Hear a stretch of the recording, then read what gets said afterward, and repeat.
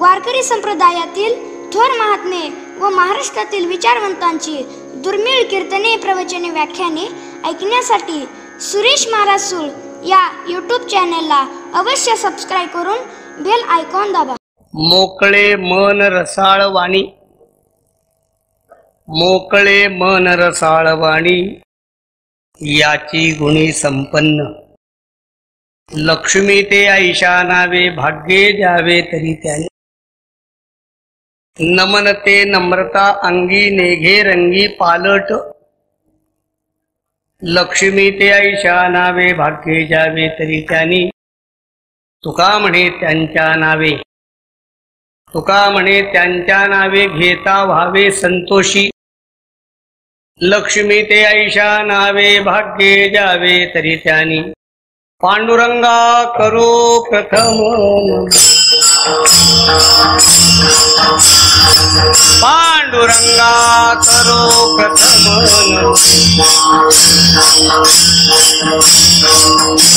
करे चरणा चरणा संतांसिया, करे चरणा संतांसिया. त्यांच्या रूपाने कथेचा विस्तारो, कथेचा विस्तार. त्यांच्या रूपाने कथेचा विस्तारो, त्यांच्या कृपादाने कथेचा विस्तार. बाबाजी सद्गुरुदास तुका, बाबाजी सद्गुरुदास तुका, बाबाजी सद्गुरुदास तुका. नमो सद्गुरु तुकया ज्ञानदीपा, नमो सद्गुरु सच्चिदानंद रूपा. नमो सद्गुरु भक्त कल्याण मूर्ती, नमो सद्गुरु भास्करा पूर्ण कीर्ती. सेवे लागी सेवक झालो, तुमच्या लागलो निज चरणा, तुमच्या लागलो निज चरणा, तुमच्या लागलो निज चरणा. सेवे लागी सेवक झालो, तुमच्या लागलो निज चरणा, तुमच्या लागलो निज चरणा, तुमच्या लागलो निज चरणा. अहो स्वामी तुकया देवा,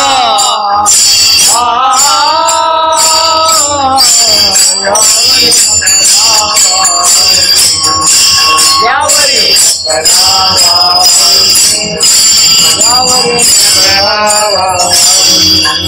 अहो स्वामी तुकया देवा, यावरी न करावा अवहेर, यावरी न करावा अवहेर, यावरी न करावा अवहेर.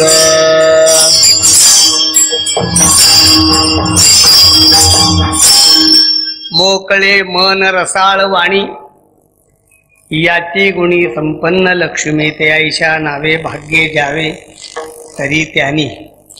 सेवेला घेतलेला अभंग जगद्गुरु तुकोबारांचा आहे. संतांचं वर्णन करणार आहे.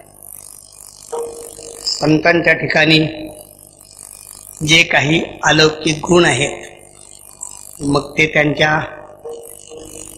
अंतरंगातील असतील, त्यांच्या वाङ्मयातील असतील, किंवा त्यांच्या शरीराचे असतील, कायिक, वाचिक, मानसिक, अशा तऱ्हेचं संतांचं जे वर्णन आहे ते वर्णन या अभंगामध्ये आहे.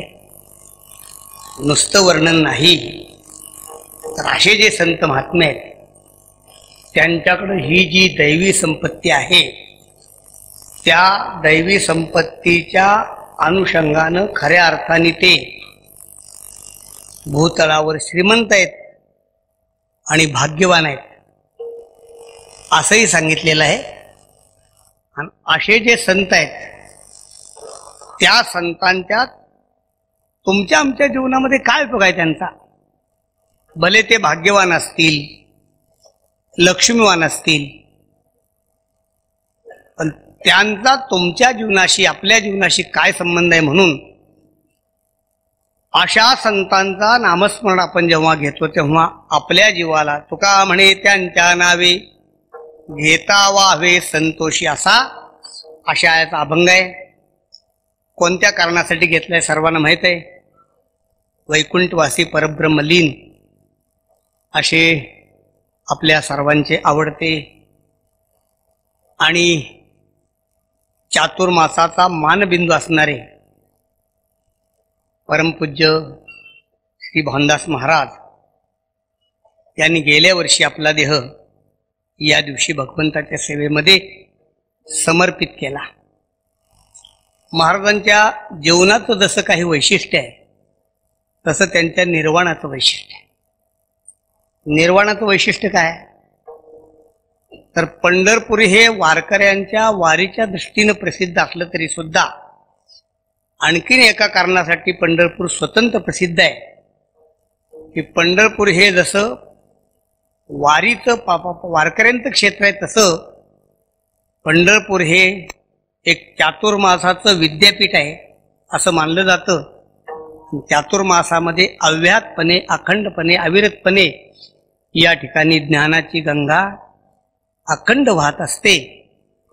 ती ज्ञानाची गंगा ज्यांच्या कुलपरंपरेमध्ये सातत्यानं चाललेली आहे असं पंढरपूरचं वैभवात असणारं जे देगलूरकर घराणं आहे त्या देगलूरकर घराण्यामध्ये चातुर्मासामध्ये अखंड म्हणजे आषाढ शुद्ध एकादशीपासून कार्तिक शुद्ध एकादशीपर्यंत अगदी पंढरपूरची शिवसुद्धा न ओलांडता ज्याने आपल्या जीवनाचं हे व्रत आतापर्यंत परंपरेनं आपल्या ठिकाणी दृढ ठेवलेलं आहे अशा चातुर्मासाच्या ज्ञानदानाच्या योगामध्ये जे काही साधक या ठिकाणी सातत्यानं वास करतात त्यांच्या दृष्टीनं महाराजांचा निर्याणाचा दिवस जो आहे तो निर्याणाचा दिवस कधीही चुकू नये यांची त्यांनी काळजी घेतली. आपण जे निर्याण ठेवलं त्यामध्ये चातुर्मासातले जे साधक आहेत त्या साधकांना आपलं निर्याण कधी चुकू नये अशी महाराजांनी काळजी घेतली. महाराजांनी दुसरी काळजी अशी घेतली की आपलं निर्याण होत असताना माझ्या निर्याणासाठी स्वतंत्र उत्सव करण्याची आवश्यकता नाही. तर जोपर्यंत संत शिरोमणी सावता महाराज यांचं पुण्यस्मरण चालेल तोपर्यंत यांचं पुण्यस्मरण अखंड चालेल आणि सावता महाराजांचं पुण्यस्मरण बंद होण्याचे काही कारण नाही. मोठ्या माणसांचं जीवन चांगलं असतं तसं मोठ्या माणसांचं निर्वाणही चांगलं असतं. ते आपलं निर्याण करत असताना आपला म्हणून स्वतंत्र असा काही हेतू न ठेवता जे पूर्वासरीचे आपले संत आहेत बस त्या संतांच्या जीवनामध्येच आपलं जीवन समर्पित व्हावं असं आषाढ वद्य चतुर्दशी या दिवशी महाराजांनी आपला देह ठेवला. आपल्या दृष्टीनं ही गोष्ट तुमच्या माझ्या साधकाच्या दृष्टीने ही गोष्ट जरी वाईट असली आपल्या दृष्टीने ही गोष्ट जरी दुःखप्रद असली तरी सुद्धा ज्यांनी ते जीवन ज्याप्रमाणे व्यतीत केलं ज्याप्रमाणे समर्पित केलं त्यांच्या दृष्टीनं म्हणाल तर भाग्ये जावे तरी त्यानी ऐशा भाग्ये जालो तरी धन्य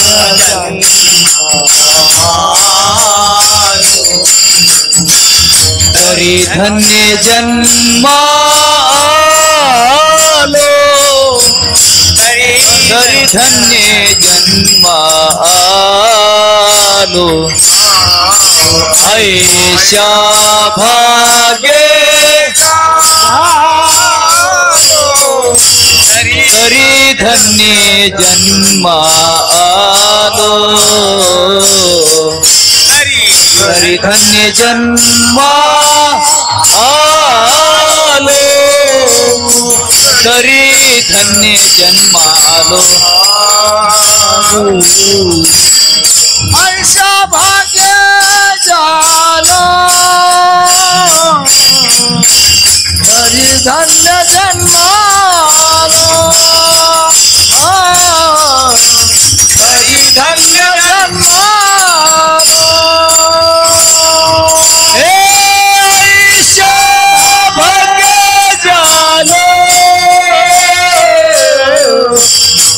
हरी धन्य जन्मालो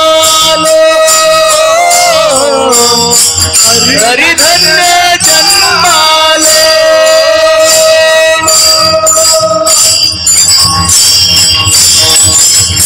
आयशा भाग्ये जालो तरी धन्य जन्म आलो. आधी योगायोगाने नामदेवरायांचाही समाधी सोहळा आजच आहे. म्हणजे तिथीचा क्षय झाल्यामुळं आज त्रयोदशी आहे, चतुर्दशी आहे. म्हणजे दोन्ही संतांचं स्मरण आज आहे आणि त्यामध्ये वैकुंठवासी भानदास महाराज यांचं स्मरण आहे. अशा आपण त्रिवेणी संगमामध्ये सुस्नात होत आहोत. आयशा भाग्ये जालो तरी धन्य जन्म आलो. काही वेळेला असं असतं की मरण सुद्धा इतकं भाग्याचं असतं की त्याच्यापेक्षा जीवन दुर्दैवी असतं. असं मरण सुद्धा चांगलं असतं. वालीचं जीवन वाईट आहे, पण वालीनं जीवनामध्ये काही चांगलं केलं नाही आपल्या सर्वांना माहीत आहे. पण वालीला प्रभू रामचंद्रांनी जेव्हा मारलं तेव्हा वाली वैतागला आणि त्याने रामाला असं विचारलं की तू एखाद्या झाडाच्या आड जोडून एखाद्या व्याधासारखा मला बाण मारलास तर तुझ्यासारख्या ईश्वरी अवताराला हे शोभत नाही. आणि स्वतःला समदर्शी म्हणवणारा तुझ्या ठिकाणी मी तुझा वैरीन सुग्रीव तुझा मित्र असं कसं काय झालं, मी दोहा सांगत बसत नाही.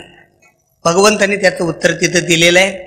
वालीचं समाधान झालं आणि नंतर भगवंतांनी वालीला असं विचारलं की वाली, खरोखरच तुझ्यासारख्या योद्ध्याची मला आवश्यकता आहे. रामायणच्या युद्धामध्ये तू असलास तर खूप चांगलं होईल, तर तुला मी जिवंत ठेवू का, असं जेव्हा वालीला विचारलं त्या वालीने सांगितलं नाही प्रभू, आता जिवंत राहण्याची इच्छा नाही. वालीने सांगितलं देवा, अंतकाळी तू माझ्या पुढे आहेस, मी तुझ्याकडे बघतोय आणि तुझ्याकडे बघत बघत माझा प्राण जातोय, त्याच्यापेक्षा जीवनाचं आणखीन भाग्य कोणतं असेल. हे मरण एवढं भाग्यवान आहे, याच्यापेक्षा जीवन सुद्धा दुर्दैव आहे की तुझ्याकडं बघत प्राण घालवण्याचं, प्राण जाण्याचं भाग्य तुझ्या बापाला सुद्धा मिळालं नाही, ते मला मिळते. लक्षात, आणखीन काय पाहिजे नाही. अर्थात म्हणण्याचा उद्देश असा आहे की असं कधी कधी मरण सुद्धा भाग्यांचं असतं. वैकुंठवासी भानदास महाराजांचं जे निर्याण आहे ते निर्याण सुद्धा तुमच्या आमच्या दृष्टीनं भाग्याचं आहे. आणि म्हणून हा अभंग घेण्याचा मी प्रयत्न केलेला आहे. खरं म्हणजे वक्त्याची योजना करत असताना वक्ते असे शंकर महाराज अशी उंची वाढत वाढत न्यायची असते. म्हणजे पहिला वक्ता थोडासा सामान्य, त्याच्यापेक्षा मोठा, त्याच्यापेक्षा मोठा, असं वक्त्याची उंची वाढवत जायचं असतं. का कुणास ठाऊक चैतन्य महाराजांनी वक्त्याची उंची वाढवली आणि एकदमच कमी का केली काय मला समजायला लक्षात. कोणत्या दृष्टीने, म्हणजे शेवटचा वक्ता त्यांनी एवढा खुद्दा का नेमला असेल हे मला काही सांगता येत नाही. पण अगदी तुकोबारांच्या शब्दात बोलायचं म्हटलं तर तुका म्हणे आले समर्थाच्या मनात संपला विषय. त्यांच्या मनात आल्यानंतर ते कोणाला हाव दिटी यावरी झळके तो जीवची पै असं म्हणतात. तशा प्रकारे चैतन्य महाराजांच्या मनात काय आलं असेल त्यांनी ही सेवा दिलेली आहे. फक्त प्रामाणिकपणाने मी तुम्हाला एवढं सांगू शकतो की त्या पात्रतेचा मी नाही. म्हणजे हे मी लघुत्वानं बोलत नाही, म्हणजे नम्रतेनं बोलायचं म्हणून बोलत नाही, वास्तवानं बोलतोय. विठ्ठला विठ्ठला विठ्ठला विठ्ठला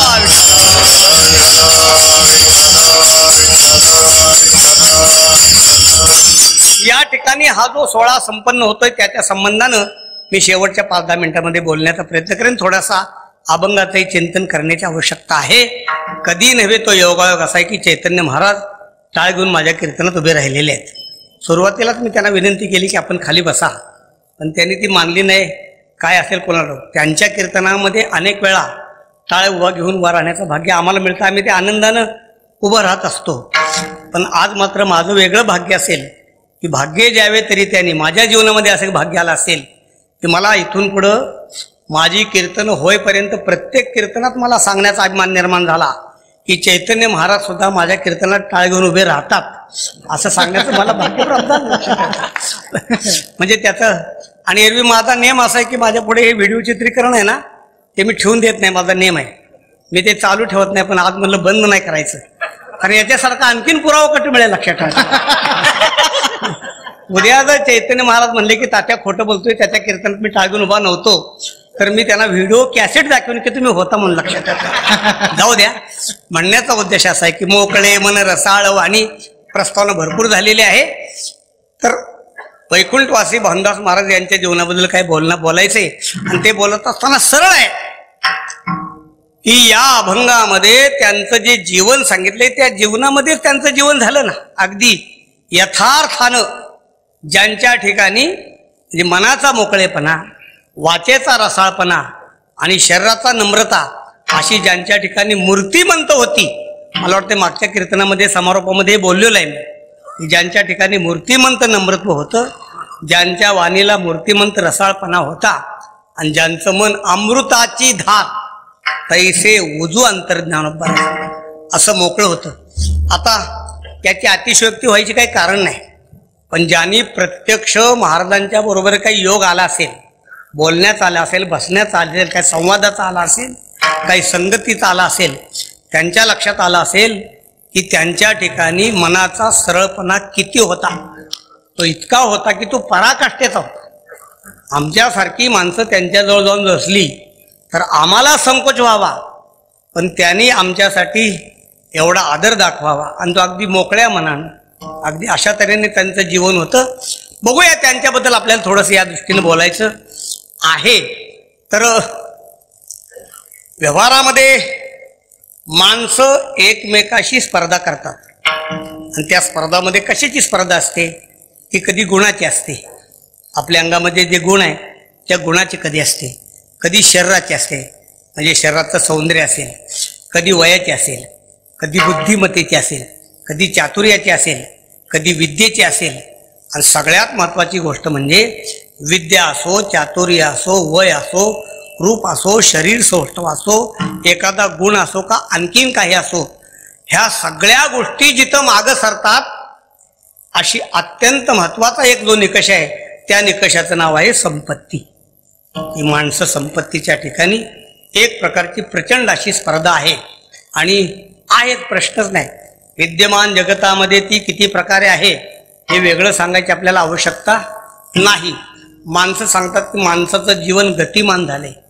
नुसतं गतिमान नाही, इतकी गती झालेली आहे की त्या गतीला कुठंतरी आता स्पीड ब्रेकर टाकावा इतकी गती झाली पाहिजे. ज्या गतीमुळं भयानक असे अपघात होत आहेत, इतकी गती नको आहे, इतकी विचित्र गती झालेली आहे आणि त्या गतीमध्ये आपण सापडलेलो आहोत. वैशिष्ट्य असं आहे की ही जी धनाची गती आहे, ही जी प्रगती आहे, ही जी स्पर्धा आहे, हा जो एकमेकाचा आपल्या ठिकाणी असणारा एकमेकाशी मागं टाकण्याचा असा आपला काही प्रकार आहे, या सगळ्या प्रकारामध्ये अत्यंत खेदाची गोष्ट ही आहे की व्यवहारातली माणसं या स्पर्धेमध्ये उतरली त्यात काहीच विशेष नाही, परमार्थातली माणसं उतरली हे त्यापेक्षा विशेष आहे. विठ्ठला विठ्ठला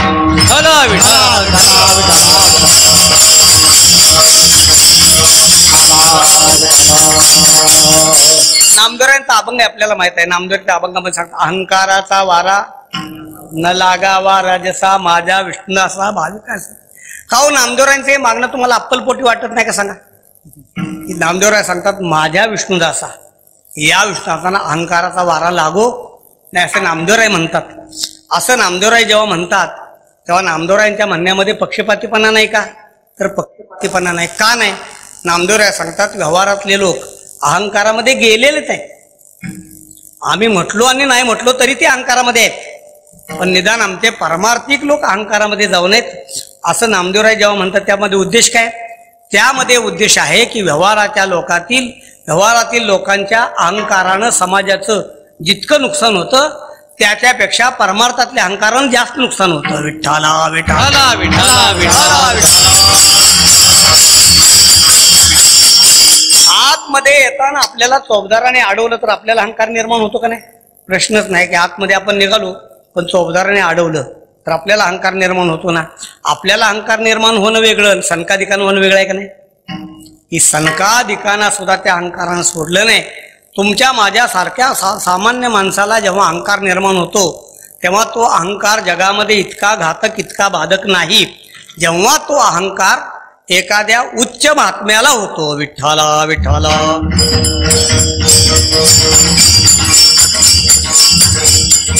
हॅलो विठ्ठला. सांगायचं कारण असं आहे की सगळं जग या एकंदर लक्ष्मीच्या स्पर्धेमध्ये सगळं जग आहे. सगळं आता आपण ऐका, त्या सगळं जगत या लक्ष्मीच्या स्पर्धेमध्ये भाग घेत असेल तर जगद्गुरु तुकोबरायांच्या सारखे महात्मे तेही या जगताला असं ठणकावून सांगतात की तुम्हाला कदाचित असा भ्रम असेल की आम्ही श्रीमंत आहोत, आम्ही भाग्यवान आहोत, आमच्याकडे लक्ष्मी आहे, असा जर तुम्हाला कदाचित अभिमान अहंकार होत असेल तर लक्षात ठेवा, तुमच्यापेक्षा कोणत्याही दृष्टीनं आम्ही अजिबात गरीब नाही आहोत. ऐसिया संपत्ती आम्हा संसारी, ऐशिया संपत्ती आम्हा संसारी, ऐशिया संपत्ती आम्हा संसारी, ऐशिया संपत्ती आम्हा संसारी, भोगाची आपण काय सांगू, भोगाची आपण काय सांगू, भोगाची आपण काय सांगू, भोगाची परी काय सांगू. ऐशिया संपत्ती आम्हा संसारी, ऐशिया संपत्ती आम्हा संसारी, ऐशिया संपत्ती आम्हा संसारी, ऐशिया संपत्ती आम्हा संसारी, भोगाची आपण काय सांग, भोगाची आपण काय सांग, भोगाची आपण काय सांग, भोगाची आपण काय सांग.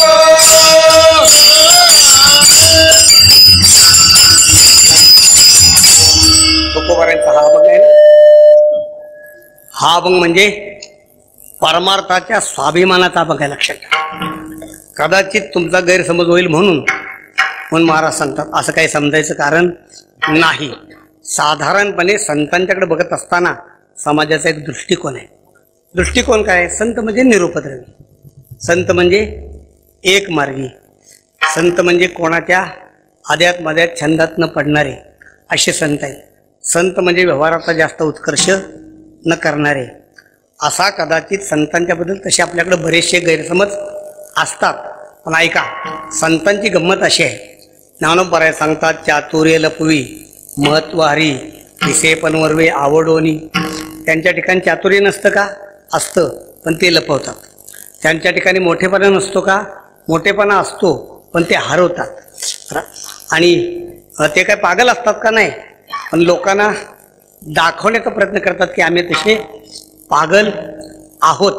अर्थात कधीतरी त्यांचं वैभव समाजाला लक्षात येऊ शकतं. तुकोबाराय सांगतात, ऐसिया संपत्ती आम्हा संसारी. आता आज या विषयावर मी जास्त चिंतन करत नाही. भोगाच्या परी काय सांगू सांगतात महाराज. आमच्याकडं भोगाचे जे प्रकार आहेत तुम्हाला काय सांगावेत. इतके भोगाचे प्रकार आमच्याकडे आहेत की तेवढे भोगाचे प्रकार तुमच्याकडे नाहीत. तुकोबाराय बोलताना बोलतात की आनंदाच्या कोटी साठविल्या आपण. आमच्याकडे नुसता आनंद नाही, त्या आनंदाचे कितीतरी प्रकार आमच्याकडे आहेत की ज्या आनंदाचा तुम्हाला लवलेश सुद्धा माहीत नाही. आपला सर्वोच्च आनंद कोणता सांगता का? आपला सर्वोच्च आनंद कोणता? आपला सर्वोच्च आनंद म्हणजे विषयानंद. बरोबर आहे? आपल्या जीवनातला सर्वोच्च आनंद कोणता? विषयानंद. आपल्या जीवनातला जो सर्वोच्च आनंद विषयानंद आहे ना, संतांनी या विषयानंदांना कुठं घातलं माहिती आहे का? आपल्या जीवनातला जो फर्स्ट क्लासचा सर्वोच्च आनंद तो संतांच्या जीवनातला थर्ड क्लास आनंद. लक्षात आहे, विषय सुखबाई बापुडे ते झालं, संपलं. ज्यांना आपण सर्वश्रेष्ठ मानतो त्यांना संत सर्वात निकृष्ट मानतात, सर्वात ते रद्दी मानतात. त्या लक्षात ठेवा. अशा तऱ्हेचा ज्यांच्या जीवनामध्ये आनंद आहे, अशा तऱ्हेचे ज्यांच्या जीवनामध्ये भोग आहेत, तुकोबाराय सांगतात, लक्ष्मी ते ऐशा नावे. खऱ्या अर्थानं लक्ष्मी त्यांच्याजवळ आहे. खऱ्या अर्थानं. बरं, आपल्याकडे जी लक्ष्मी आहे ती खऱ्या अर्थानं तशी नसते केव्हाही. लक्षात ठेवा. दिवाळीच्या अगोदरचा जो दिवस आहे ना त्याला धनत्रयोदशी म्हणतात ना, आणि दुसरा दिवस आहे तो लक्ष्मीपूजन. तर सगळेच लोक त्या दिवशी लक्ष्मीची पूजा करतात. आपल्याला माहीत आहे, लोक लक्ष्मीची पूजा करतात. लक्ष्मीची पूजा करतात आणि लक्ष्मीला अशी विनंती करतात की बाई तू माझ्या घरातून कुठं बाहेर जाऊ नकोस, अशी त्या लक्ष्मीला विनंती करतात. एक पहिली तर अडचण अशी सांगतो की तुम्ही लक्ष्मीला एकटीला कधीही बोलवू नका. का बोलवू नका त्याचं कारण सांगतो. लक्ष्मीचं वाहन माहीत आहे का तुम्हाला? कोणाला लक्ष्मीचं वाहन कोणाला माहीत आहे? नसेल माहीत ना, असेल काय जणांना माहीत. लक्ष्मीचं वाहन आहे. रात्री त्याचं नाव घ्यायचं नसतं, रात्री घुबड असं म्हणायचं नसतं. लक्षात ठेवा. म्हणजे घुबड हा शब्द रात्री कधी म्हणायचं नसतो बरं का, लक्षात ठेवायचं. अर्थात कीर्तनात म्हणलं तर काय हरकत नसते, त्याचे प्रश्न नाही. तर लक्ष्मी जर तुमच्या घरी स्वतंत्र तर घुबडावर नाही लक्षात ठेवा. आणि भगवंतावर आलं तर कशील सांगा बघ. लक्ष्मी देवाबरोबर आलं तर कशील मग. गरुडावरी बैसोनी माझा कैवारी आला, प्रश्नच नाही. तुम्हाला घुबडाचं दर्शन आवडतंय का गरुडाचं आवडतंय सांगा? मला घुबडाचं आवडतंय. लक्षात ठेवा. घुबडाचं दर्शन आवडत नाही ना, मग लक्ष्मीला एकटीला कधी बोलवू नका, तिला विष्णूसह बोला. दुसरी अडचण सांगतो. दुसरी अडचण अशी आहे, तुम्ही जेव्हा लक्ष्मीला आपल्या घरात राहण्यासाठी बोलवता तेव्हा प्रकार असा आहे की लक्ष्मीचा पती भगवान परमात्मा आहे. भगवान परमात्म्याला लक्ष्मीला तुमच्या घरात ठेवायला आवडत असेल का हो? सांगा ना, आवडत असेल का? मी असं म्हणतो, तुमची पत्नी जर मी बोलायचं थांबलो, पुढे न बोलणं चांगलं आहे का नाही? तुम्हाला जर ही कल्पना आवडत नसेल ना, मग देवाला कशी आवडेल? मला एवढाच भाग सांगायचा आहे की लक्ष्मी त्यांच्या घरामध्ये मूर्ती आहे. नुसती लक्ष्मी नाही तर भगवान परमात्म्यासह आहे. धन्य धन्य ते वैष्णव सदन बोला. धन्य धन्य ते वैष्णव धन्य धन्य ते वैष्णव सदन. धन्य धन्य ते वैष्णव सदन. तेथे लक्ष्मी शोभे नारायण. तेथे लक्ष्मी सहित शोभे नारायण. तेथे लक्ष्मी सहित शोभे नारायण. तेथे लक्ष्मी सहित शोभे नारायण. या सुखा कारणे देव वेडावला. या सुखा कारणे देव वेडावला. वैकुंठ सोडून संत सदनी राहिला. वैकुंठ सोडून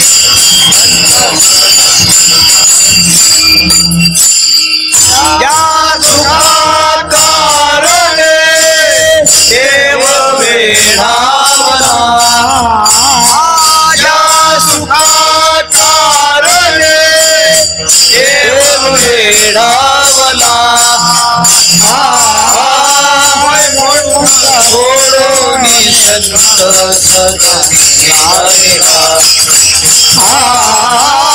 वैकुंठ सोडून संत सदनी राहिला.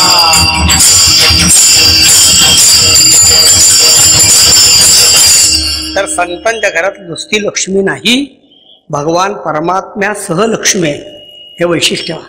असं लक्ष्मी नारायणासह ती लक्ष्मी त्या ठिकाणी राहत असते. म्हणून लक्ष्मी ते ऐशा नावे भाग्ये द्यावे तरी त्याने, असं सांगतात. नाथ महाराजांच्या काळामध्ये पैठणमध्ये आणखीन कुणीतरी एक योगी होता, आणि तो जो योगी होता ना त्याला सिद्धी प्राप्त होती. सिद्धी कोणतरी अष्टमहासिद्धीपैकी कुठली तरी एक सिद्धी असेल, ती त्याला सिद्धी प्राप्त होती. आणि सिद्धी प्राप्त असल्यामुळं तो फार अहंकारात असायचा. तो लोकांना सांगायचा, काय नाथ पोत्या सांगतो, प्रवचन करतो, बडबड करतो, काहीतरी करतो, आहे का त्याला एखादी सिद्धी प्राप्त? उग गप्पा मारतो. त्याच्या गप्पा आमच्या पुढे सांगत जा म्हणावं, तुला एखादी सिद्धी प्राप्त का विचारा त्याला, असा एकेरीच म्हणायचा.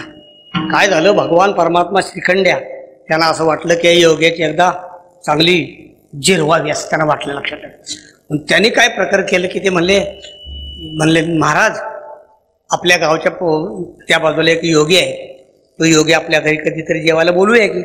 परत म्हणले बोलूया, काय बिघडतंय, द्या निमंत्रण. भगवान स्वतः गेले बरं का निमंत्रण द्यायला. तर म्हणले कोण आपण? मी म्हणले नाथांचा सेवक. काय काय प्रयोजन काय? म्हणले आपण आमच्या घरी आमच्या वाड्यामध्ये आपलं उष्ट पडावं अशी आमची इच्छा आहे. ते म्हणले अशी इच्छा आहे का? म्हणले तुझा मालक का आला नाही सांग. का आला नाही मालक सांग. आता काय करायचं? म्हणले मालकाला सांग तू स्वतः ये. आता भगवंताला अडचण पडली. भगवान बोलले नाथ महाराजांना. नाथ महाराज म्हणले त्याच्यात काय विशेष, आपण जाऊ. काय अडचण काय लक्षात ठेवा. सांगू आपल्याला, ज्यांच्याकडे परिपूर्ण ज्ञान आहेत ना ती माणसं कधीच अडत नाहीत, असं आहे लक्षात. ज्यांच्याकडे अर्धवट ज्ञान आहेत ना ती माणसं अडल्याशिवाय कधीच राहत नाहीत. काय पंढरपूरचा आमचा अनुभव असा आहे की यांच्या मठामध्ये जावं, शेखर महाराजांच्याकडे जावं, चैतन्य महाराजांच्याकडे जावं, तर त्यांच्या पाया पडायच्या अगोदर ते आमच्या पाया पडतात. वैतागच आहे, काय करावं लक्षात. हे परिपूर्ण ज्ञानाचं लक्षण आहे. असो, मला सांगायचं कारण असं आहे, जाऊया ना, काय बिघडते. नाथ महाराज गेले, स्वतः त्यांनी निमंत्रण दिलं, महाराज तुमच्या चरणाची धूळ आमच्या वाड्यामध्ये पडावी. असा गर्वानं फुलून गेला. आमची व्यवस्था चांगली करावी लागेल, आम्हाला वेळेवर जेवण लागतं, आमचं जेवण असं लागतं तसं लागतं, सगळं करतो म्हणले. तुम्ही काही काळजी करू नका, अगदी वेळ म्हणजे वेळ, सगळं ते ठरलं बा. गेले नाथ महाराज गेले, याला आणखीन भांडवल सापडलं. आणखीन सांगू लागला प्रवचनामध्ये, बघा तो नाथ शेवटी आला का नाही, नाक घासत दिलं का नाही निमंत्रण. लक्षात ठेवायचं. घरी या म्हणे, तुमच्या पायाची धूळ आमच्या आश्रमात पडू द्या म्हणे. काय असा रोज सांगायला लागलं. तो दिवस कुसला तर ठरल्यावर नाथांनी सांगितलं, श्रीखंड्या हे बघ, मोठ्या योग्याला आपण बोलवलेलं आहे, उठा ठेव सगळी झाली पाहिजे. मी काय उद्योग बघणार नाही, तुला काय असेल तर तू सगळं कर, काही कमी पडून देऊ नकोस. तो विचार वैतागला तर घोटाळा आहे. भगवान म्हणले काय हरकत नाही. भगवंतांनी लगेच लक्ष्मीला हुकूम सोडला, मोठा योगी येणार आहे, काही कमी पडता कामा नाही बरं का, लक्षात ठेवा. जिथल्या तिथं सगळी व्यवस्था झाली पाहिजे. लक्ष्मी म्हणजे काय, काळजी करू नका. भगवंतांनी लक्ष्मीला हुकूम सोडला, नाथांनी भगवंतांना सोडला, भगवंतांनी लक्ष्मीला सोडला.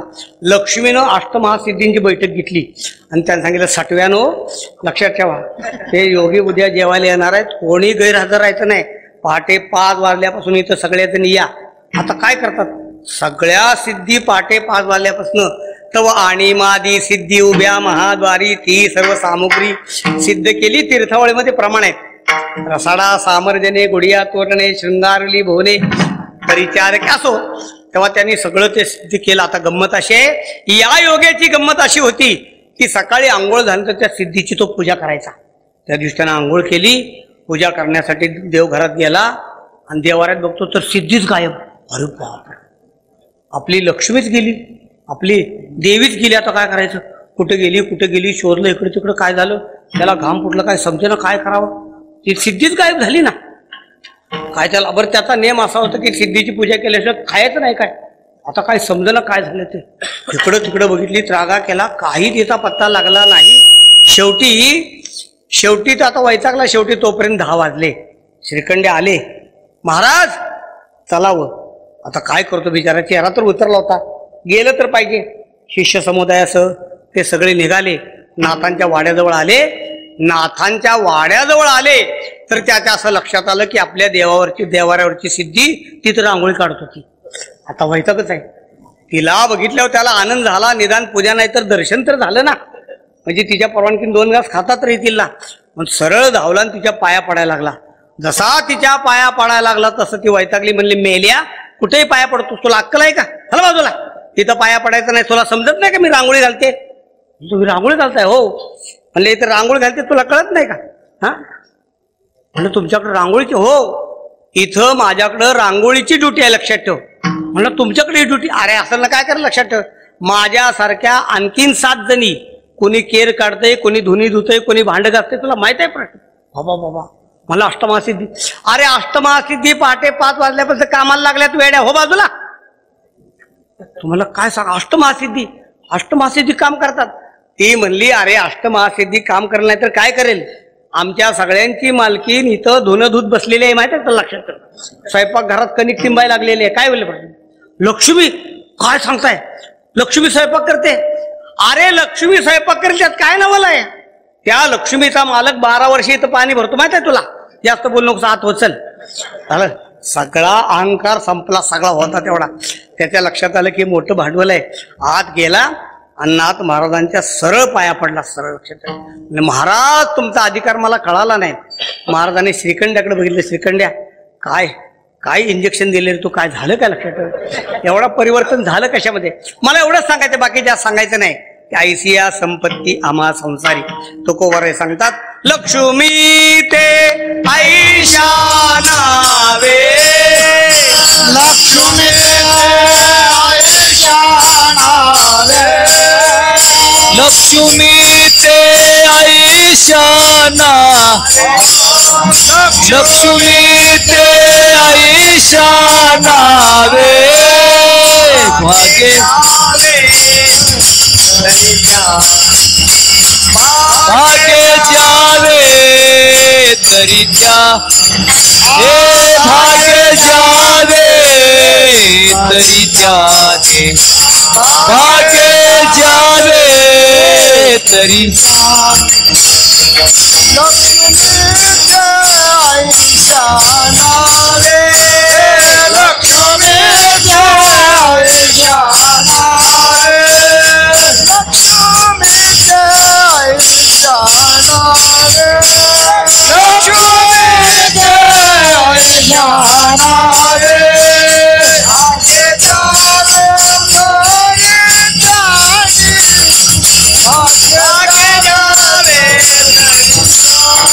आगे जावे, भागे जावे भागे जावे तरी त्याने. या अभंगामध्ये तुकोबाराय सांगतात, खरी लक्ष्मी त्यांच्याजवळ आहे, खरं भाग्य त्यांच्याजवळ, भाग्य ज्यावे तरी त्याने. तुकोबाराय सांगतात, खरं भाग्य आमच्याकडे आहे, तुमच्याकडचं जे भाग्य आहे ते भाग्य खरं नाही. तुका म्हणे भाग्य या नावे म्हणजे संसारी जन्मिजे याची याची लागी. आज नामदेवरायांचा समाधी सोहळा म्हणून त्याच्या अनुषंगानं थोडासा भाग सांगायला हरकत नाही की नामदेवराय तीर्थयात्रा करून आले. तीर्थयात्रा करून आले तर आल्यानंतर भगवंतांनी नामदेवरायला काय सांगितलं, नामदेवराया तुझ्या तीर्थयात्रेचं उद्यापन कर गड्या, उद्यापन. आता नामदेव उद्यापन काय करायचं, भगवान म्हणले तू खरं, मी सगळं करतो. तीर्थावळी सगळी आपल्याला माहीत आहे, सगळे मी सांगत नाही, विस्तारा नाही. तेव्हा नामदेवरांच्या तीर्थावळीच्या उद्यापनाचा योग भगवंतांनी साधला. स्वतः भगवान अनंत नावाच्या अनंत, भगवंतांनी नाव आनंद दिलं बरं स्वतःचं, गेले आणि त्यांनी पंढरपुरातल्या ब्राह्मणांना सगळ्यांना निमंत्रण वगैरे दिलं. ते ब्राह्मण सगळे आले. आल्यानंतर भगवंतांनी त्यांच्या जेवणाचा फार मोठा थाट चांगला केला. तो सगळं वर्णन मी करत नाही. ब्राह्मणांची जेवणं झाली, ब्राह्मण बैठकीवर बसले आणि बसल्यानंतर भगवंताच्या मनात काय आलं कुणा ठाऊक, भगवंतांनी त्यांची खोडी काढली. ब्राह्मणांची खोडी काय काढली, नामदेवरायला जवळ घेतलं, एक ताट दोघांच्या पुढ्यात ठेवलं आणि त्याच्यातला घास नामदेवराय खाऊ लागले आणि नामदेवरायला घालता घालता त्यातला मग घास आपण बी खाऊ लागले. हे सगळं बघितल्यावर त्या ब्राह्मणांची डोकी फिरली. अरे बापरे, काय भानगड आहे, हा कोण आहे, हा कोणी नाम्याचा नातलग आहे का मग काय झालंय काय, काय समजत नाही. सगळे रागावले, सगळे उठले. देवाने त्यांना विचारलं, अहो काय झालं सांगा, तुम्ही रागावला का म्हणून. त्याने आपला राग व्यक्त केला. जाती ते शिंपी विश्वदाने याते आणि प्रत्यक्ष सांगा ते जेविले, उच्चिष्ट निजमुखी स्वीकारले याचे, बोरले ते तुम्हा कैचे क्रियाकर्म, सगळं आपण पाहून घ्या.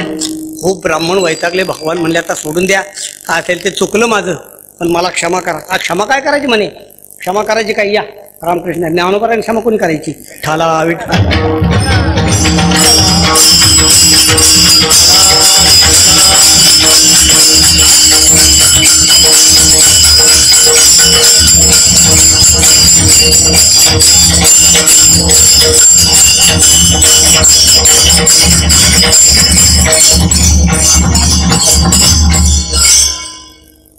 आज सगळ्यांनी ठरवलंय का माझी जिरवायची, काय मला समजत नाही, काय काय काय समजत नाही.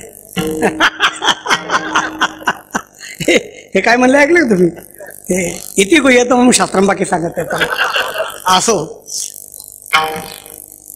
खरं म्हणजे मी नेहमी असं म्हणतो, चैतन्य महाराज आले, मी सांगतो आज खरं चैतन्य आलं.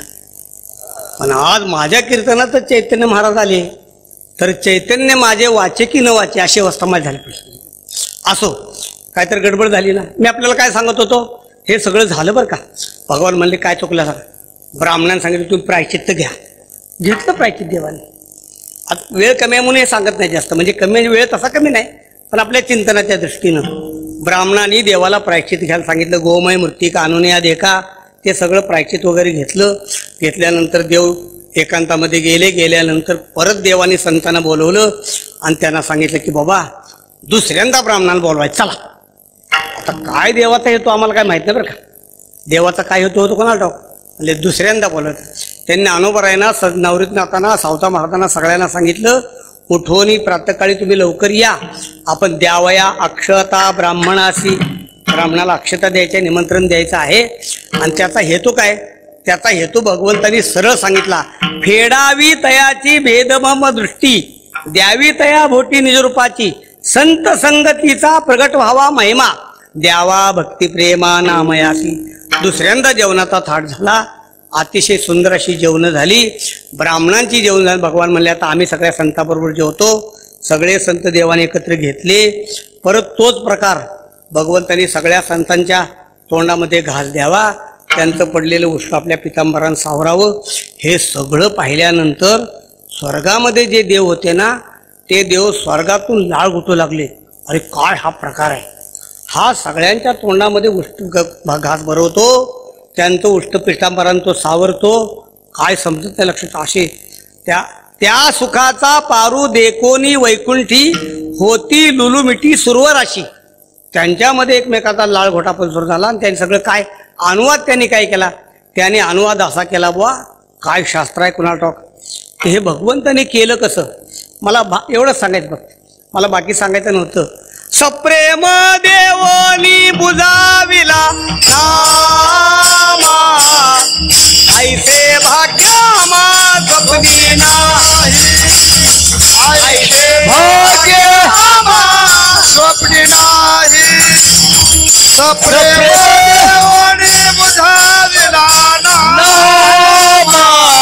ऐसे भाग्यामा स्वप्नी नाही, ऐसे भाग्य आम्हा स्वप्नी नाही.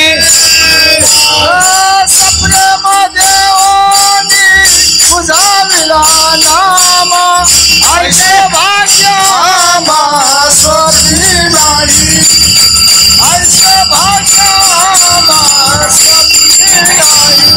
हे सप्रेम देवनी बुझाविला नामा, ऐसे भाग्य आम्हा स्वप्नी नाही, ऐसे भाग्य आम्हा स्वप्नी नाही. सप्रेम देवनी बुजावेला नामा, ते सगळे स्वर्गातले देव म्हणतात या नामदेवांना प्रेम देऊन भगवंतांनी त्याची बुजावण केली. ऐसे भाग्यामा स्वप्नी नाही, असं आम्हाला कुठं भाग्य आहे सांगा. असो तुकोबाराय सांगतात भाग्ये ज्यावे तरी त्यांनी. तर हे संत जे आहेत ना, खरी लक्ष्मी त्यांच्या अंगणामध्ये आहे, खरं भाग्य त्यांच्याकडे, आपल्याकडे ते भाग्य नाही. हे कोणतं भाग्य असेल मग, संतांचं भाग्य कोणतं असेल. व्यवहारातलं भाग्य कशाला मोजलं जातं, व्यवहारातलं भाग्य व्यवहारातल्या लौकिक लाभावर मोजलं जातं. तुकोबाराय त्याचा उल्लेख करतात की भाग्य तरी नव्हे धनपुत्रदारा, निकटवास बरा संतापायी. व्यवहारामध्ये चांगली एखाद्याला सुंदर पत्नी मिळाली तर त्याला भाग्यवान मानलं जातं. एखाद्या चांगला सद्गुणी पुत्र झाला तर त्याला भाग्यवान मानलं जातं. एखाद्याकडे धन आलं तर त्यालाही भाग्यवान मानलं जातं. लक्षात ठेवा. पण गंमत अशी खरं भाग्य नसतंच. एका मुलाचं लग्न झालं आणि त्याला सुंदर बायको मिळाली, बायको मिळण्याबद्दल आमचं काय म्हणणं नाही, मिळावी प्रश्नच नाही, पण तिचं प्रदर्शन जास्त करू नये असं आमचं म्हणणं आहे. लक्षात ठेवा. आता सुंदर बायको मिळाल्यामुळे तो गप्प असं ना, सगळ्या गावामध्ये फिरू लागला, प्रत्येकाला सांगायला लागला असं भाग्य पाहिजे, असं भाग्य पाहिजे, असं भाग्य पाहिजे. इतकी क्वालिफाईड आहे, इतकी श्रीमंत आहे, इतकी सुंदर आहे, पण तिनं माझ्याशी लग्न केले. सगळ्या गावात रोज सांगायचं असं भाग्य पाहिजे. त्या सगळीकडे फिरत असताना त्या भाग्याला गावातलं आणखीन एक भाग्य आवडलं आणि ते भाग्य त्या दुसऱ्या भाग्यावर पळून गेला. आता काय करता सांगा. ते भाग्य पळून गेल्यानंतर असा रडू लागला मला. त्याला म्हणलं आता म्हण ना, आता म्हण की असं भाग्य पाहिजे. असं काय बिघडते लक्षात ठेव. काय माहित आहे का, नानोबर आहे आमच्या पुढं एक गाडी गेली. गाडी जाऊ दे, गाडी जाण्याचा प्रश्न नाही. तिच्या मडगाववर लिहिलं होतं असं कसं वाटतंय. मला त्याचा अर्थच कळेल. मी विचारलं ड्रायव्हरला काय भानगड आहे, आता कसं वाटतंय? त्याचं म्हणणं असं आहे, म्हणले मी तुम्हाला ओव्हरटेक केले, तुम्हाला आता कसं वाटतंय? म्हणजे काय हरकत नाही. आता आम्हाला ओव्हरटेक करण्याच्या नादात तो जो पुढं पाठ गेला, पुढे लागला अरुंद पूल, त्या पुलावर त्याला काही वेग आवरला नाही आणि जो पुलावरनं खाली पडला ते चारी पाय वर करून बाहेर खाली पडला. तरी सुद्धा वाक्य तसंच होतं, आता कसं वाटतंय? तर गंमत अशी आहे, सगळ्या गावाला विचारायचं कसं वाटतंय, कसं वाटतंय, बायको पण आता कसं वाटतंय सांग, प्रश्नच नाही. भाग्य द्यावे तरी धन असावं त्याबद्दल प्रश्न नाही, धन असणं लई चांगलं बा, पण एवढं चांगलं धन आहे तर कधीतरी छगन भुजबळांची गाठ घ्यान, त्यांना विचारावं आता कसं वाटतंय तुम्हाला. लक्षात विचारा की लक्षात प्रश्न आहे ना, धन सांगा, धन आहे का नाही सांगा ना. काय आमचं म्हणणं आहे, भले बिचारे आमच्यासारखा चांगला मोठ लक्षात आहे, भले बिचारे ठणठण पाल, प्रश्नच नाही. असो, म्हणजे तुरुंगात गेलो तरी अभिमानानच विठ्ठला विठ्ठला.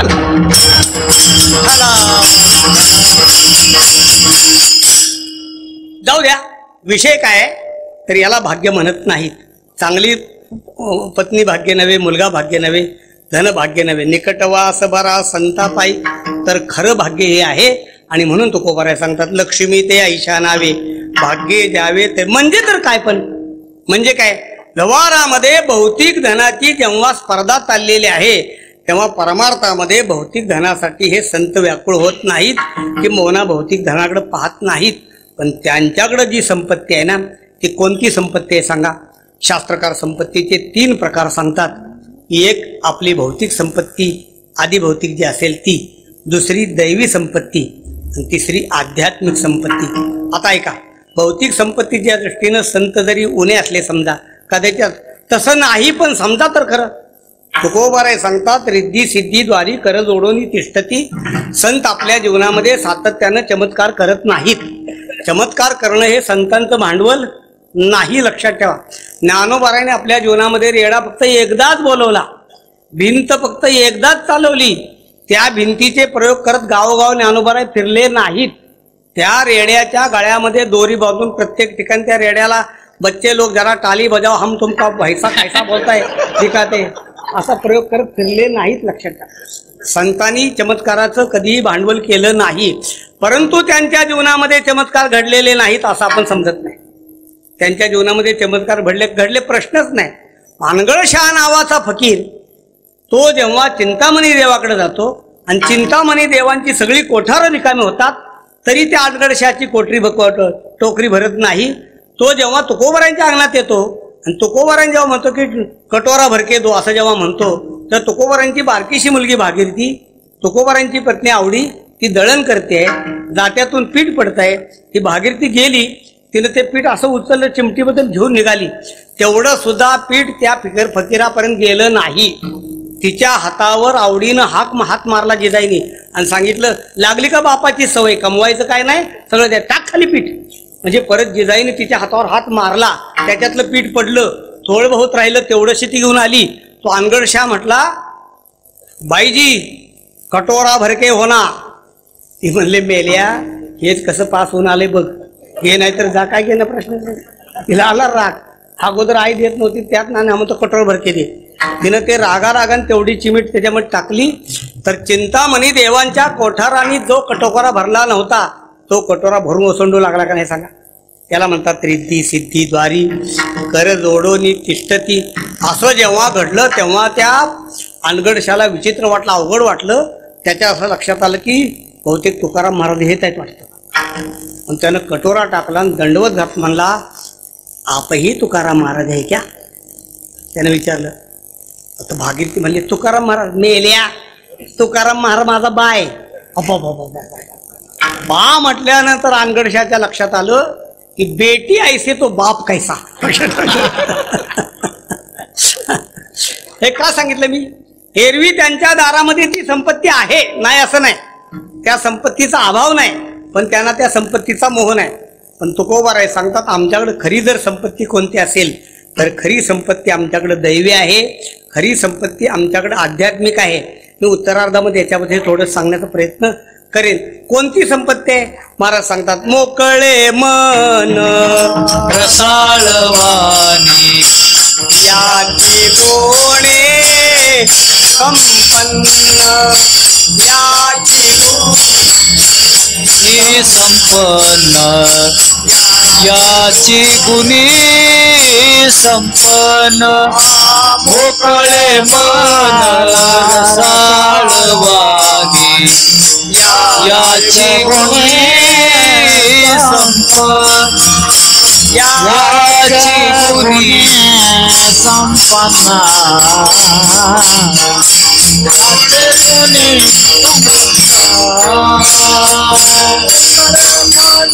संपन्न याची गुणी संपन्न याची गुणी संपन्न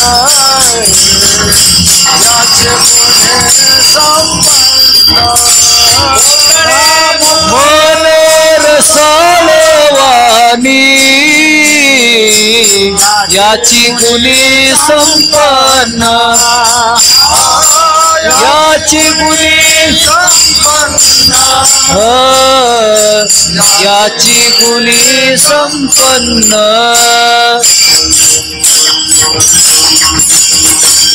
मोकळे मन रसाळ वाणी तुकोबारे सांगतात. संतांच्या अंगामध्ये कोणते गुण असतात एक लक्षात ठेवायचे. माणसाची जी ओळख होते ना ती ओळख 3 प्रकारे होते. 3 प्रकारे म्हणजे कोणतं? काही ओळख देहानं होते, काही मनानं होते आणि काही वाचनं होते. आपलं जे जीवन सुधारतं ना ते जीवन सुधारताना तिन्हीनं सुधारतं. कायेनं वाचनाने मनानं. बिघडतं बी तिन्हीनंच. विठ्ठला विठ्ठला विठाला विठाला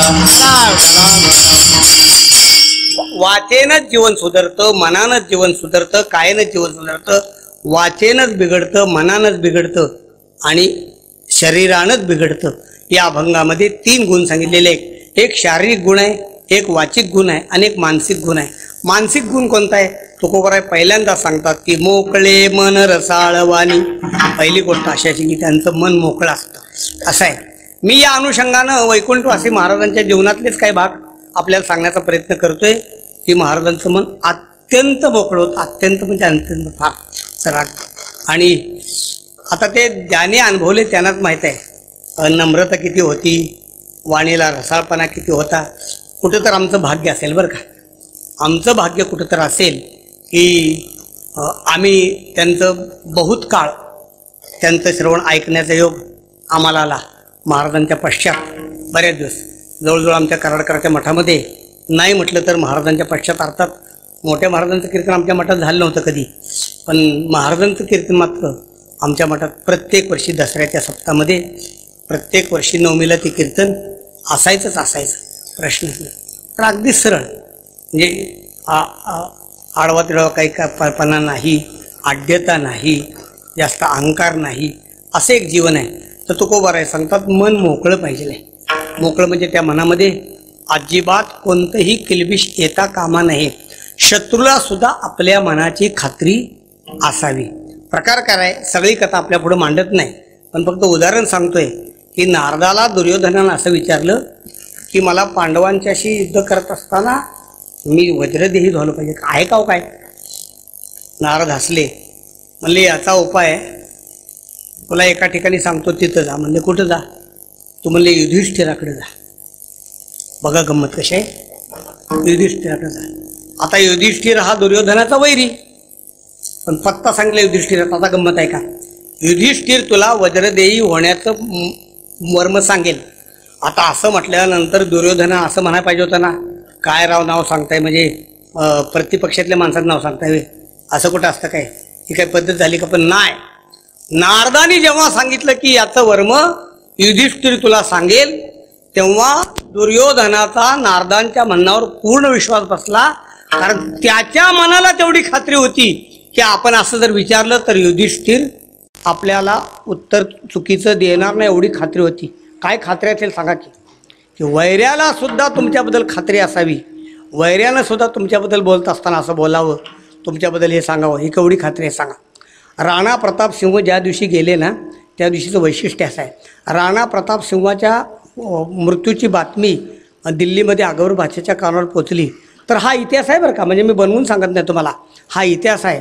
तेव्हा दरबारातल्या लोकांनी असं पाहिलं की अकबराचा चेहरा निस्तेज झाला, तो कोमेजला, त्याला घाम फुटला आणि त्याच्या डोळ्यातून अश्रू आले. असं त्या दोह्याचं वर्णनच आहे. तो एक शेर आहे, त्याचं वर्णन आहे, ते मी सांगत नाही. तेव्हा अकबराच्या मुखामध्ये सुद्धा म्हणजे डोळ्यामध्ये सुद्धा अश्रू आले आणि अकबरानं सुद्धा खेदान उद्गार काढले की राणा प्रतापसिंह गेला हे चांगलं नाही झालं.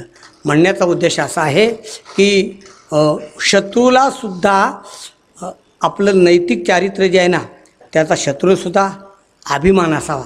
शिवाजी महाराजांची गोष्ट अशी आहे की शिवाजी महाराजांना मोंगलांनी चांगलं कधीच म्हणलेलं नाही. अजून एक गंमत ऐकण्यासारखी आहे बरं का, की शिवाजी महाराजांचं जे विद्यमान चरित्र आहे ना ते सगळं विद्यमान चरित्र म्हणजे मोंगलांच्या बकरीतून आपण घेतलं हे विशेष आहे, लक्षात ठेवा. हे वैशिष्ट्य आहे त्या चरित्राचं. नाहीतर आपल्या जातीला कधी ते चरित्र असं वाटलंच नव्हतं. काय करतात पाहिजे, मोंगलांचे जे बकरे आहेत ना, आलमगीरनामा अशी बकर आहे. आलमगीरनामा म्हणजे त्या औरंगजेब बादशाचं चरित्र लिहिलं आहे आलमगीरनामा. त्या आलमगीरनाम्यामध्ये औरंगजेबाचंच वर्णन केलं आहे, पण त्यामध्ये शिवाजी महाराजांचं वर्णन करत असताना काफीर शिवा असं वर्णन केलं आहे. पण त्यांनी वर्णन करत असताना मात्र शिवाजीचे गुण तिथं लिहिलेले आहेत. हे वैशिष्ट्य आहे. तुम्हाला आश्चर्य वाटेल की शिवाजी महाराजांचं जे नीतिमत्ता होती, शिवाजी महाराजांचं जे शील होतं ते शील इतकं चांगलं होतं की शिवाजी महाराजांच्या चरित्राचं वर्णन करताना आपण नव्हे तर इंग्रजी लेखकाने असं लिहिलं आहे की या राजाचे शिलाची तुलना प्रभू रामचंद्राबरोबर होऊ शकते. काय ताकद असेल की शत्रूनं सुद्धा आपलं वर्णन करा, शत्रूनसुद्धा आपलं वर्णन केलं पाहिजे. लक्षात ठेव. अशी नैतिकता आपल्याकडे कामवावी, असं शील आपल्याकडं असा सरळ स्वभाव आपल्या असा असावा की दुर्योधनाचा विश्वास बसला हो. आणि दुर्योधन खरोखर आला युधिष्ठिराकडं, तर युधिष्ठिरानं त्यात स्वागत केलं. काय बाबा काय, हे महाभारत युद्धाच्या अगोदरचा काळ आहे, अगोदरचा प्रसंग आहे. तर म्हणले काय नाही, मी तुला एक गोष्ट होईल. म्हणलं काय झालं, ते मला म्हणले वज्रदेही व्हायचे. वज्रदेही. आता सरळ सांगा की मला वज्रदेही व्हायचे असं जेव्हा दुर्योधन म्हणतोय तेव्हा दुर्योधनाचा हेतू काय असेल सांगा बोल, की मी वज्रदेही होऊन सगळ्या पांडवाचा नाश काय नाही, पण तू जर वज्रदेही झालास तर आमच्या मुळावर उठशील, त्यामुळं तुला मी वज्रदेही होण्याचं गुप्त वर्म सांगणार नाही असा धर्मराजा म्हणला नाही. आणि असा कदाचित धर्मराजा म्हणला असता तर आज तो आपल्या कीर्तनात आला नसता. लक्षात ठेवा, आले नसते कीर्तनामध्ये. म्हणण्याचा उद्देश काय झालं तर सरळ सांगितलं भगवंतांनी, सरळ सांगितलं ह्या युधिष्ठिरानं सरळ सांगितलं, अरे अतिशय सोपं आहे, तुझी जी माता आहे ना, अरे तिच्या डोळ्यामध्ये तेज आहे. लक्षात ठेव, ती पातिव्रत्यानं जगलेली आहे. लग्नाच्या अगोदरपासून तिनं डोळ्यावर पट्टी ओढलेलं आहे. साक्षात पातिव्रतेचं ते तिच्या डोळ्यामध्ये आलेलं आहे. तर तिनं तुला नखशिखांत जर पाहिलं तर तू वज्रदेही होशील. पण अगदी पूर्ण नग्न अवस्थेमध्ये तू तिच्याबरोबर तिच्या पुढे जाऊन उभा राहा असं वर्म सांगितलं. नाथ महाराज काय म्हणतात, करावया पांडव निर्दाळन वज्रदेही व्हावया आपण, वर्म पुसता दुर्योधन धर्म असत्य वचन बोले ना. दुर्योधनानं वर्म विचारावं तर युधिष्ठिरानं खोटं वचन सांगितलं. लक्षात ठेवा, ते खरं आहे तेच सांगितलं. काय गंमत असेल सांगा की हा वज्रदेही येऊन आपल्याला मारणार आहे, पण त्याला सांगताना खोटं सांगितलं नाही. त्यांच्या मनात सुद्धा तसं कधी आलं नाही. याला म्हणतात आर्जव, याला म्हणतात मनाचा मोकळेपणा. आता खरं म्हणजे धर्मराजाच्या सांगण्याप्रमाणे दुर्योधन जर खरोखरच नग्न अवस्थेमध्ये गांधारी पुढे जाऊन उभा राहिला असता आणि तो जर वज्रदेही झाला असता तर तो भीमाला कधीही भीम त्याला कधीही जिंकू शकला नसता का नाही, प्रश्नच नाही. पण हे भगवंताला सगळं माहीत आहे. पुढचा भाग मला सांगायचं नाही वेळेच्या अभावी. सांगायचं कारण असं की धर्म असत्य वचन बोले ना, याला म्हणतात मोकळे मन. असं त्यांचं मन मोकळं असतं, त्यांच्या वाणीमध्ये रसाळत असतं.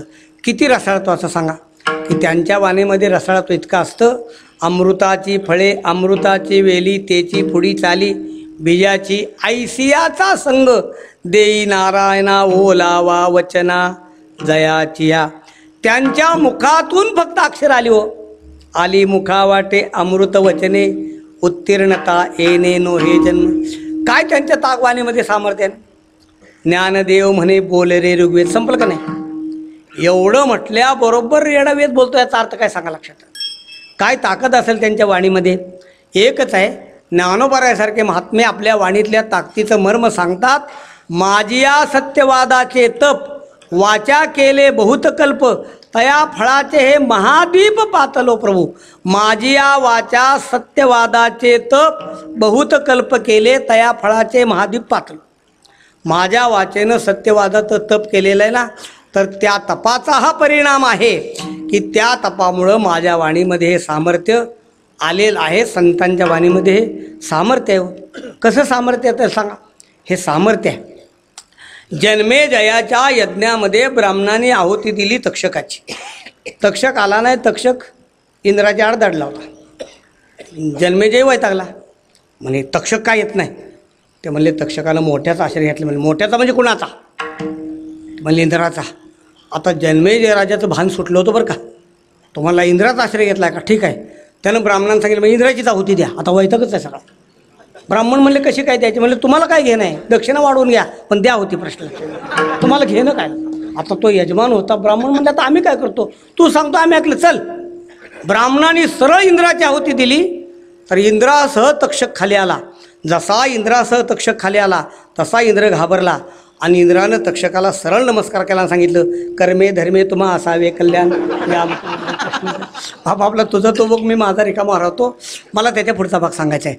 असा तो तक्षक मोठ्यानं ओरडत जेव्हा यज्ञशाळेमध्ये आला, तो त्या यज्ञकंडामध्ये पडणार. तेवढ्यात आस्तिक नावाचा ब्राह्मण तिथं गेला आणि ते 5 वर्षाच्या मुलानं त्या तक्षकाला सांगितलं तिथंच थांब. तर एवढ्या ऋत्विजाने दिलेली आहुती, पण ती सगळी मंत्र त्यांचे कमी पडले. आणि एका ब्राह्मणाच्या मुलानं नुसतं सांगितलं तिथंच थांब, तर तो तक्षक तिथंच थांबला. हे सामर्थ्य आहे, लक्षात आहे. हे कशामध्ये सामर्थ्य आहे, त्यांच्या वाचेमधलं सामर्थ्य आहे. तर तो कोबाराय सांगतात, मोकळे मन रसाळवाणी या गुणानं ते संपन्न आहेत. जसे ते या गुणानं संपन्न आहेत तसं त्यांच्याकडे आणखीन एक गुण आहे. कोणता असेल तर नमनते नम्रता अंगी नेघे रंगी पालट. त्यांच्या ठिकाणी मूर्तिमंत नम्रता आहे. ती मूर्तिमंत नम्रता कशी असते ही सांगताना ज्ञानोबाराय सांगतात, फळलिया तरुची शाखा सहजे भूमीसी उतरे देखा तैसे जीव मात्रा काशेका खालावती अखंडा गर्वता होणे असती तयांची विनयो हेची संपत्ती जे जय जय अर्पित अर्पिती माझ्या ठाया. अशा टक्यानं त्यांच्या ठिकाणी नम्रता असती. तुकोबाराय सांगतात, फळले ते लवे भारे पीक खरे आले तई. अशी मूर्तिमंत नम्रता त्यांच्या ठिकाणी असायची.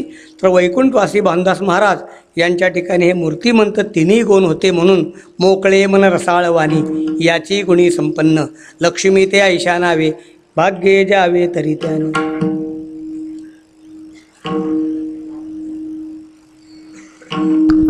नाथ महाराज ममदापूरकर.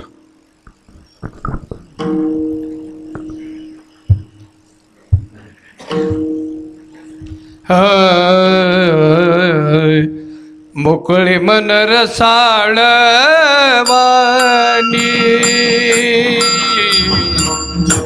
मोकळे मन रसाळवाणी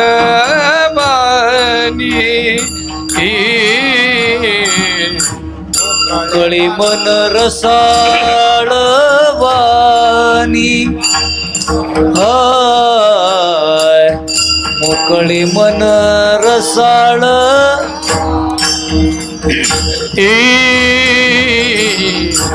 मोकळे मन रसाळवाणी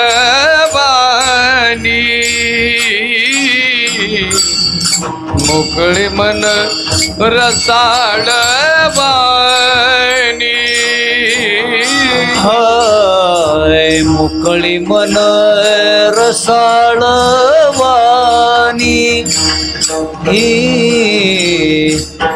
मोकळे मन रसाळवाणी याची गुणी संपन्न याची गुणी संपन्न लक्ष्मी ते ऐशा नावे लक्ष्मी ते ऐशा नावे याची गुणी संपन्न याची गुणी संपन्न लक्ष्मी ते ऐशा नावे आय लक्ष्मी ते ऐशा नावे भागे जावे तरी त्यांनी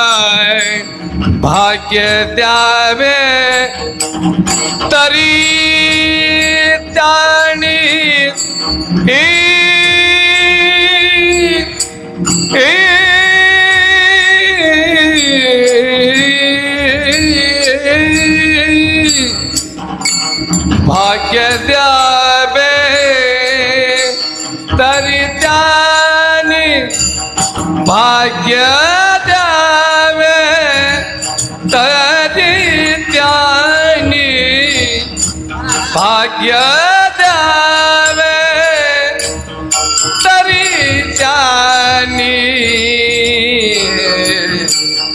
लक्ष्मी ते ऐशा नावे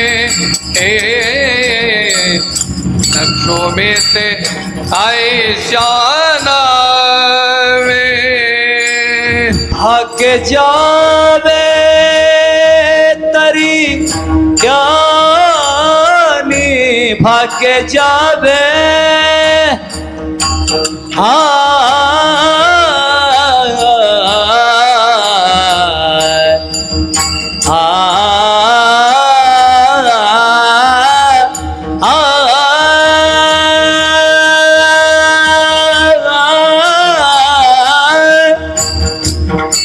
भाग्य जावे तरी त्यानी भाग्य जावे तरी त्यानी लक्ष्मी ते ऐशा रे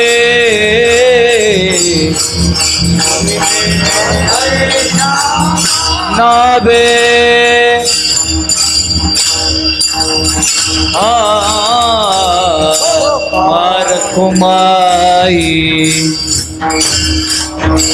पारखुमाया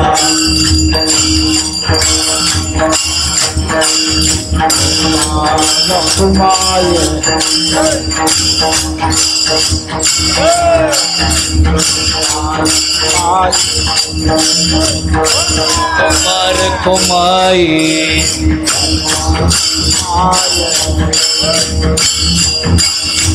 जय जय विठोबा बोला पुंडलिक वरदा श्री ज्ञानदेव विठोबा जय जय विठोबा बोला पुंडलिक श्री ज्ञानदेव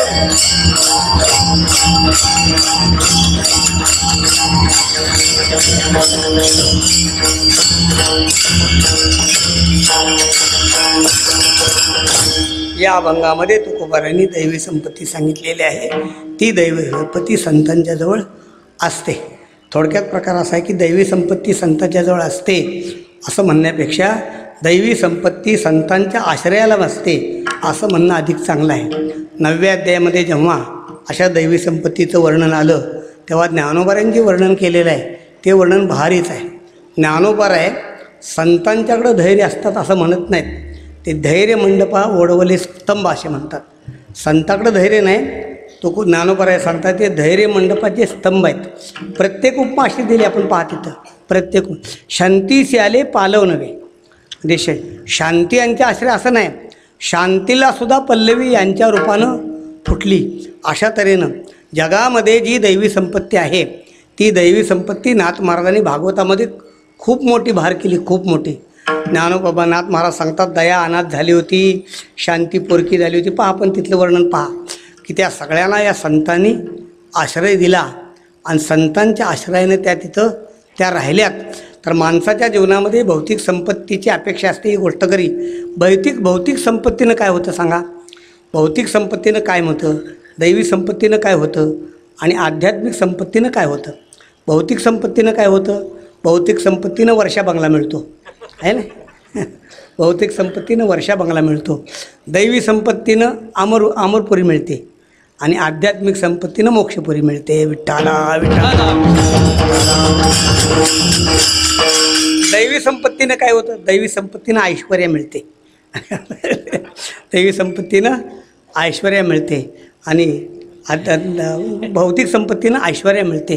दैवी संपत्तीनं उर्वशी मिळते आणि भौतिक संपत्तीनं मुक्ती मिळते. विठ्ठला. आध्यात्मिक संपत्तीनं मुक्ती मिळत असते. बरं, भौतिक संपत्तीनं लग्नातला घोडा मिळतो बरं का.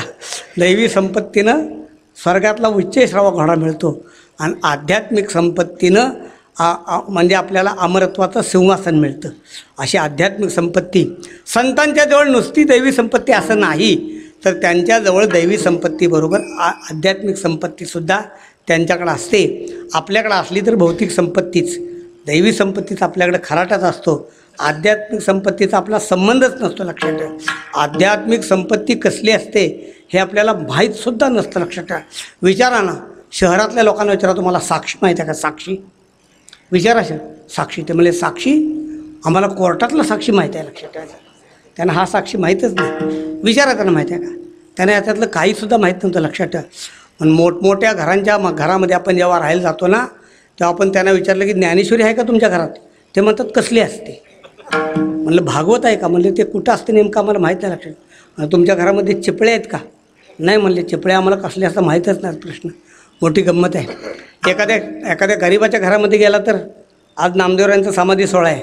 नामदेवराय सांगतात, वैष्णवा घरी सर्व काळ सदा झणझणती टाळ. त्यांच्या घरात टाळ मिळतात. लक्षात ठेवायचं. तुम्हाला चिपळ्या पाहिजेत का? मग एखाद्या वारकऱ्याच्या घरात राहा. तुम्हाला असं नाही अडचण आहे त्यांना. चिपळ्या पाहिजेत का? वारकऱ्याच्या घरात राहा. तुम्हाला विना पाहिजे का? मग वारकऱ्याच्या घरात राहा. तुम्हाला भजन करायचं का? मग वारकऱ्याच्या घरात राहा. लक्षात द्या. अपेक्षा करावी वारकऱ्यांच्या घराची की ज्यांच्या घरामध्ये चिपळ्या मिळतात, विना मिळतात, ज्ञानेश्वरी मिळते, गाथा मिळतो, भागवत मिळतं, ज्यांच्या घरामध्ये अखंड भजन ऐकायला मिळतं. लक्षात ठेवायचं. तुम्ही एखाद्या मोठ्या बंगल्यामध्ये जाऊन राहिलात ना, तर तिथे अटॅच बाथरूम आहे बरं का. लक्षात ठेवा. अटॅच बाथरूम आहे, पण तिथं चिपळे नाहीत अजिबात. अजिबात. सगळा खडखट आहे त्यांच्या घरात. लक्षात प्रश्न. राहो कुठं? राहो संतांच्या घरामध्ये, राहो वैष्णवांच्या घरामध्ये, राहो वारकऱ्यांच्या घरामध्ये. त्यांच्या घरामध्ये आपल्याला प्रेम मिळतं.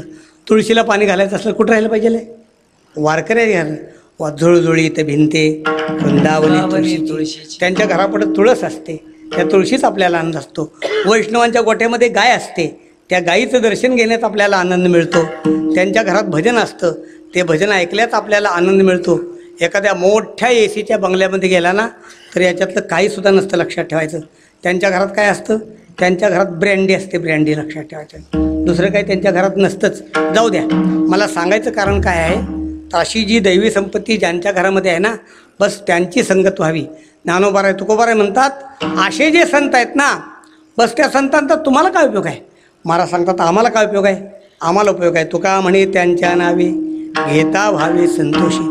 संतांचं नाव घेतल्यानंतर अनेक प्रकारचे फायदे आहेत. तुका म्हणे पापे जाती संत्याच्या जपे, पुण्यवंत व्हावे घेतात सज्जनांची नावे, तयाच्या चिंतने तरतील दोषी, जळतील राशी पातकांच्या.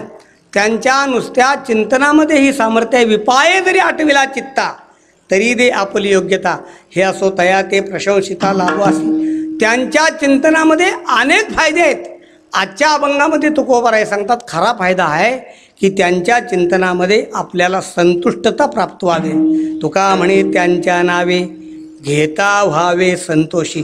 अभंगाचं शेवटचं चरण आहे म्हणून, आणि संप्रदायामध्ये तशा प्रकारचं भजन आहे म्हणून बरं का, नाहीतर अधिक्षेप केल्यासारखं होईल. भानुदास एक ना भानुदास भानुदास एकनाथ भानुदास एकनाथ भानुदास एकनाथ भानुदास एकनाथ भानुदास एकनाथ भानुदास एकनाथ भानुदास एकनाथ भानुदास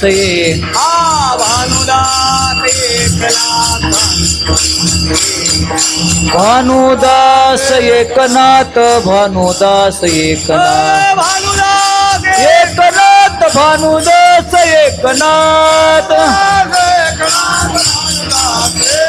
भानुदास एकनाथ भानुदास एकनाथ.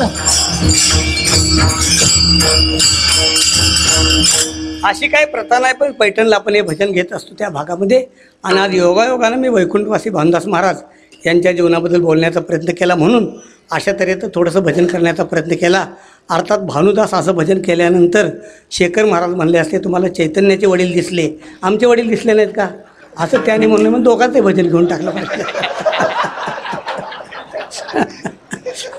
काय योगायोग काय असेल ते मला प्रश्नच नाही. आणि आता आपलं संप्रदायातलं भजन ज्ञानेश्वर माऊल ज्ञानराज ज्ञानेश्वर महाराज ज्ञानराज महाराज महाराज ज्ञानेश्वर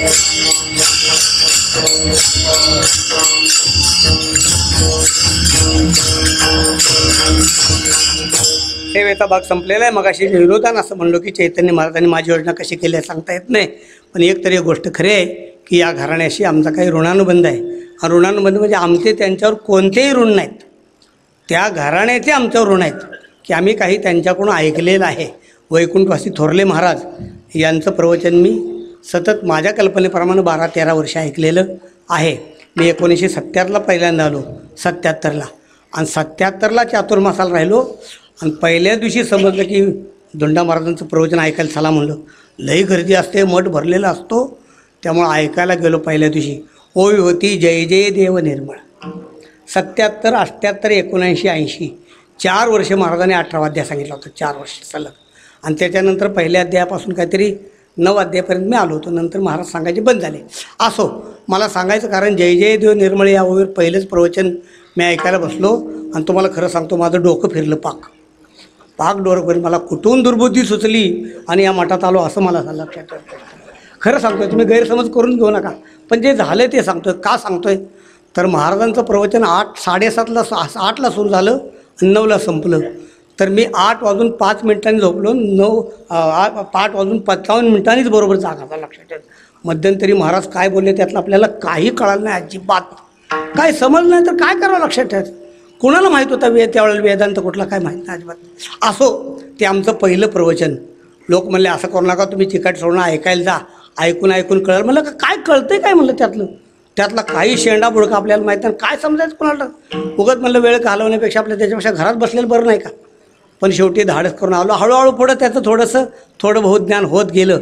तेव्हा असं थोरल्या महाराजांचं आम्ही ऐकलं. त्याच्यानंतर भानुदास महाराजांचं सुद्धा आम्ही बरंचसं श्रवण त्याच्यानंतर केलं. आता चैतन्य महाराज ते जरा कृपणच आहेत बरं का. कृपण म्हणजे ते येऊनच देत नाही, ते म्हणतात तुम्ही प्रवचनाला येऊच नका लक्षात ठेवा. मी त्यांना म्हणलं संत उदार म्हणतात, तर तुम्ही कृपण कसं काय कोणाला, तुम्ही आम्हाला काय ऐकूच देत नाही, काय करावं. असो, सांगायचं कारण असं आहे. तेव्हा असं जे घराणं आहे की ज्या घराण्यानं आपल्या परंपरेने या ठिकाणी एका जनार्दनी मांडिले दुकान देतो मोलाविन सर्व, हे तसं सोपी गोष्ट नाही लक्षात.